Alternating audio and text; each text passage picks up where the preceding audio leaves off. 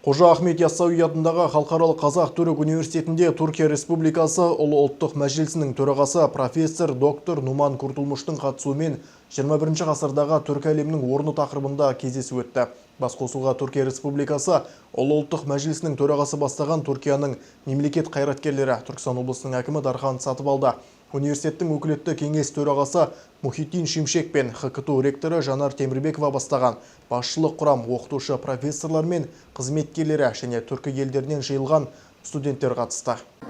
Халықаралық Қазақ-Түрік университетіне арнайы келген қонақтар ең алдымен Атамекен ұлт аспаптар ансамблінің өнерін тамашалап, түркі дүниесі тарихи панорамалық мұражайын аралады және университеттің лебіздер кітабына өзіндік қолтаңбасын қалдырды. Бұдан әрі негізгі жиын басталып, алғашқы сөз тізгінін алған университеттің өкілетті кеңес төрағасы Мұхиттин Шимшек арнайы келген қонақтарға ризашылығын білдірді. Бүгін Қожа Ахмет Яссауи атын еленген білім шаңырағына арнайы келген Түркия Республикасы ұлттық мәжілісінің төрағасы Нуман Куртулмуш мырза бастаған қонақтарымызға, Түркістан облысының әкімі Дархан Сатыбалды мырзаға және өзге де бауырларымызға университет ұжымы мен студенттер атынан ризашылығымызды білдіремін. 1991 жылы Қазақстан өз тәуелсіздігін жариялады. Дәл осы ұлы ұлттық мәжіліс парламентінде Түркия Республикасы бауырлас мемлекеттің тәуелсіздігін алғаш болып мойындады. Бұл өте керемет көрініс еді. Осы оқиғадан кейін біршама ай өткен соң қос елдің бауырластығы мен ынтымақтастығы нәтижесінде халықаралық университетіміз құрылды. Қазіргі таңда 90 мыңнан астам түлегіміз дүниенің әр бөлігіне тарап, түркі әлемінде өте маңызды лауазымдарда қызмет етіп жүр.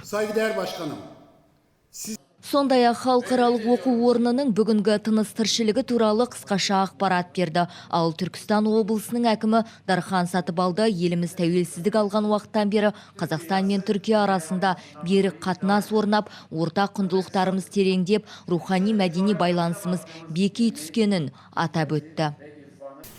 Саламатсыздар, қадірлі қонақтар, құрметті Нуман Куртулмуш мырза, киелі және қасиетті Түркістанға қош келіпсіздер. Түркі дүниесінің тарихи отаны, руханиятын киелі бесігі Түркістан қаласына қош келіңіздер. Қазақстан тәуелсіздігін Сонымен қатар облыс әкімі Қазақстан, оның ішінде Түркістан облысы мен Түркияның жүзеге асқан ортақ жобалары туралы кеңінен баяндады. Ал қадірменді қонақ Түркияның ұлы ұлттық мәжілісінің төрағасы профессор доктор Нуман Куртулмуш өз тілегін жеткізіп, екі ел арасындағы бауырластық жайлы баяндады.